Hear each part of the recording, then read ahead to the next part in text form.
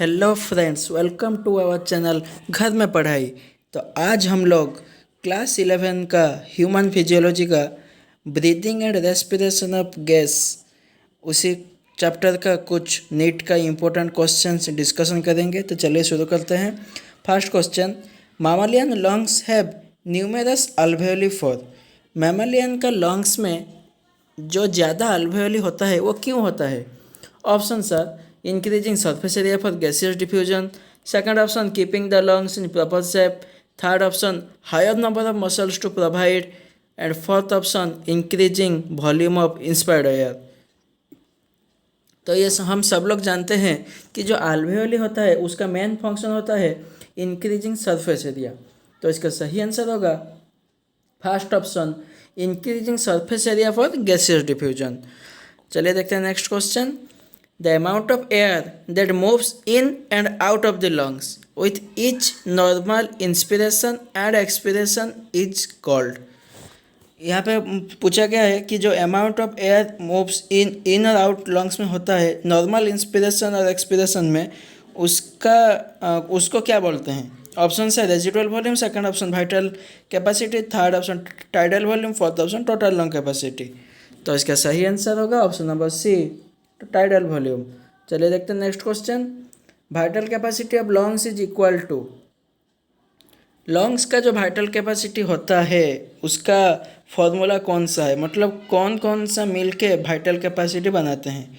Option sir, first option IRV मतलब inspiratory reserve volume plus ERV expiratory reserve volume plus TB tidal volume. Second option IRV plus ERV plus TB minus RV मतलब residual volume.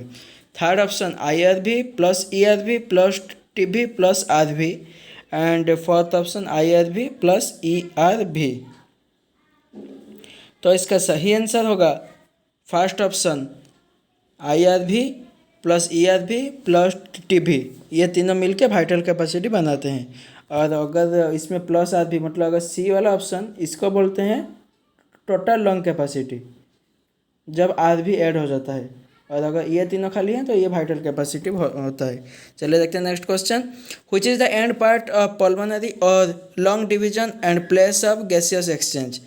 Option सर bronchial, second option air chamber, third option alveolus and fourth option tracheole. तो इसका सही answer होगा option number सी, अल्वेओलस। अल्वेओलस जो होता है वह गैसियस एक्सचेंज में पार्टिसिपेट करता है। चलिए देखते हैं next question. TLC total lung capacity can be correctly represented as? Option sir tidal volume plus inspiratory reserve volume, second option inspiratory reserve volume plus residual volume, third option vital capacity plus residual volume, fourth option inspiratory capacity plus residual volume. तो इसका सही answer होगा option number C, that is vital capacity plus residual volume. चलिए देखते हैं next question. If A is primary bronchi, B is alveolar duct, C is alveoli, D is secondary bronchi, E is terminal bronchiole, then starting from trachea which is T, which sequence of branching is correct? मतलब इसमें sequence पूछा गया है कि जो air हमें हमारे body में आता है वो कौन कौन से पार्ट से होके आता है।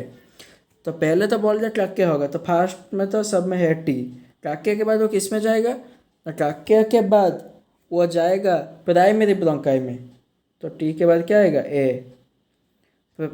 प्राइमरी ब्रोंकाई के बाद किस में जाएगा? सेकेंडरी ब्रोंकाई में, तो TAD। उसके बाद कहाँ जाएगा? उसके बाद जाएगा टर्मिनल ब्रोंकियल में, तो उसके बाद E आएगा। उसके बाद कहाँ जाएगा? अल्वेओलर डक्ट मतलब B, और लास्ट में कहाँ पहुँचेगा जाके? अल्वेओली ऑफ C, तो TADEBC, TADEBC। Option number B is correct. 6 number option number B. चलिए देखते हैं next question. Which set of animals have same respiratory organs? कौन दो ऑर्गन एनिमल्स का रेस्पिरेटरी ऑर्गन्स सेम है? Option sir aquatic arthropods and terrestrial mollusc, second option sponges and earthworm, third option reptiles and mammals and fourth option amphibians and insects. तो इसका सही answer होगा option number C, reptiles and mammals. चलिए देखते हैं next question. The primary sides of the gaseous exchange are. Gaseous exchange का primary site कौन सा होता है? ऑप्शन है टाकिया, second option alveoli, third option tissue and fourth option nostrils. तो इसका सही आंसर होगा option number B, that is alveoli. Alveoli are the primary sites of the gaseous exchange. चलिए देखते हैं next question. Maximum amount of CO2 that is 70 to 75% transport occurs as, मतलब हमारे body में CO2 मैक्सिमम कौन से form में transport होता है? ऑप्शन है dissolve in plasma, second option carbamino haemoglobin complex, third option bicarbonate and fourth option none of the above. तो इसका सही आंसर होगा बाइकार्बोनेट। CO2 जो होता है उसका मैक्सिमम परसेंटेज बाइकार्बोनेट के फॉर्म में ट्रांसपोर्ट होता है। चलिए देखते हैं next question. Conducting part of respiratory system, देखते हैं number 10 number question. Conducting part of respiratory system in human body extends from, conducting part जो होता है रेस्पिरेटरी सिस्टम का ह्यूमन बॉडी में वो कहाँ से कहाँ तक होता है? Option sir external nostrils up to tertiary bronchi, second option external nostrils up to terminal bronchioles, third option primary bronchi up to tertiary bronchi and fourth option trachea up to secondary bronchi. तो इसका सही option होगा option number B, external nostrils up to terminal bronchioles. ये होता है conducting part, उसके बाद respiratory part होता है। चलिए देखते हैं next question. Shape of oxyhaemoglobin dissociation curve, oxyhaemoglobin dissociation curve का शेप क्या होता है? ऑप्शन है sigmoid, second option linear, third option parabola and fourth option hyperbola. तो इसका सही आंसर होगा option number A, that is sigmoid. चलिए देखते हैं next question. Determination of oxygen carried by haemoglobin is primarily related to, option sir pH, second option partial pressure of oxygen, third option partial pressure of CO2, fourth option all of the above. तो इसका सही answer होगा option number D, that is all of the above. Determination of oxygen carried by haemoglobin is primarily related to, जो oxygen का determination किया जाता है जो हीमोग्लोबिन में कैरिड होता है तो वो किससे रिलेटेड होता है? चलिए देखते हैं next question. Asthma is characterized by, asthma जो डिजीज है वो उसका कैरेक्टरिस्टिक क्या है इन चारों ऑप्शंस में से? ऑप्शन सर spasm in bronchial muscle, second option damage in diaphragm, third option alveolar wall degradation and fourth option pain in lungs. तो इसका सही आंसर होगा that is option number A, spasm in bronchial muscle. Bronchial muscle में spasm होने से asthma होता है। चलिए देखते हैं next question. Hiccup is due to activity of, जो हिक्कप होता है वो किस लिए होता है? ऑप्शन है intercostal muscle, second option food in air tract, third option diaphragm और jerky incomplete inspiration and fourth option inadequate oxygen in environment. तो इसका सही आंसर होगा that is option number C, diaphragm और जर्की इनकम्प्लीट इंस्पिरेशन। अगर incomplete inspiration हुआ तो हिक्कप होता है। चलिए देखते हैं नेक्स्ट क्वेश्चन। फिगर डायग्राम दिया गया है। In the given diagram which of the following is not correctly labelled, ये डायग्राम में जो लेबलिंग है कौन सा ऑप्शंस में से लेबलिंग गलत है? पहले हम देख लेते हैं खुद से कि क्या क्या होना चाहिए। ए क्या है? ए होता है अल्वेओलर वॉल, ए अल्वेओलर वॉल, ठीक है। बी क्या होगा? बी होगा ब्लड कैपिलरी, ब्लड, ये तो एनसीईआरटी का फिगर है, ब्लड कैपिलरी। फिर सी क्या होगा? सी होगा दैट इज बेसमेंट सब्सटेंस। और डी क्या होगा? डी होगा आरबीसी। देख लेते हैं कौन सा इन ज़्यादा ऑप्शंस में से गलत है। ए का अल्वेओलर वॉल, हाँ ये सही है।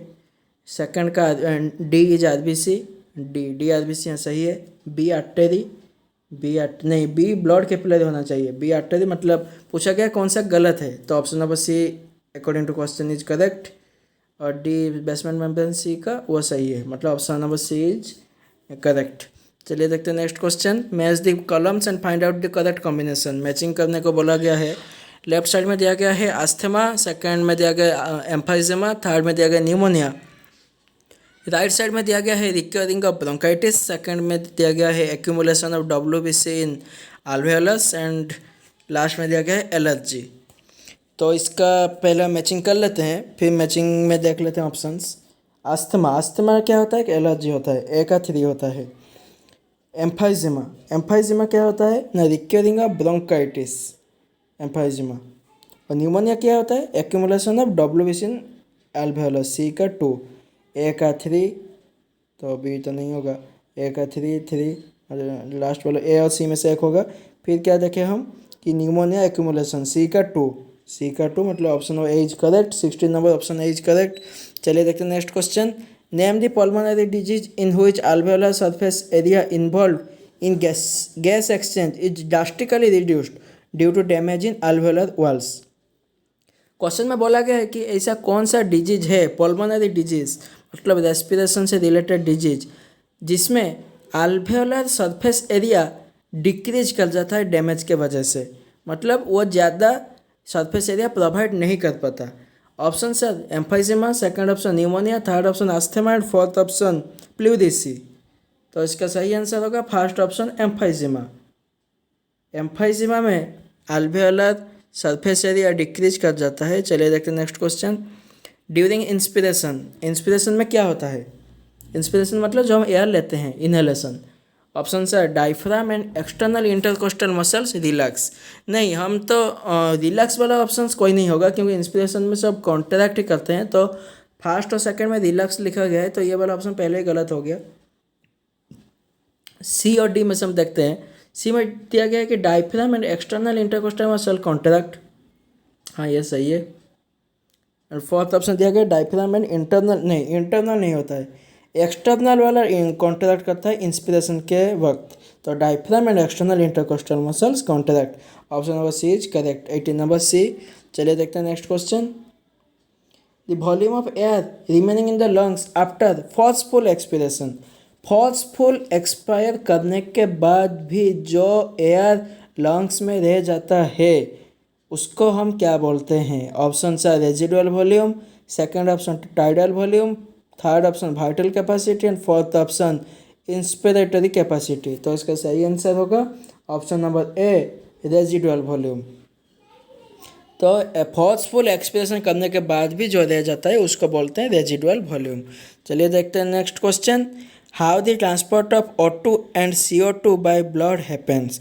O2 और CO2 ऑक्सीजन और कार्बन डाइऑक्साइड ब्लड में कौन किसके हेल्प से ट्रांसपोर्ट होते हैं। ऑप्शन है with the help of WBC and blood serum, second option with the help of platelets and corpuscles, third option with the help of RBC and blood plasma and fourth option with the help of RBC and WBC। तो इसका सही answer होगा option number C with the help of RBC and blood plasma. तो ये रहा कुछ questions. तो अगले वीडियो में हम और नीट का इम्पोर्टेंट क्वेश्चन देखेंगे इस चैप्टर का, उसके बाद हम नीट का प्रीवियस ईयर का क्वेश्चन डिस्कशन करेंगे। Thank you.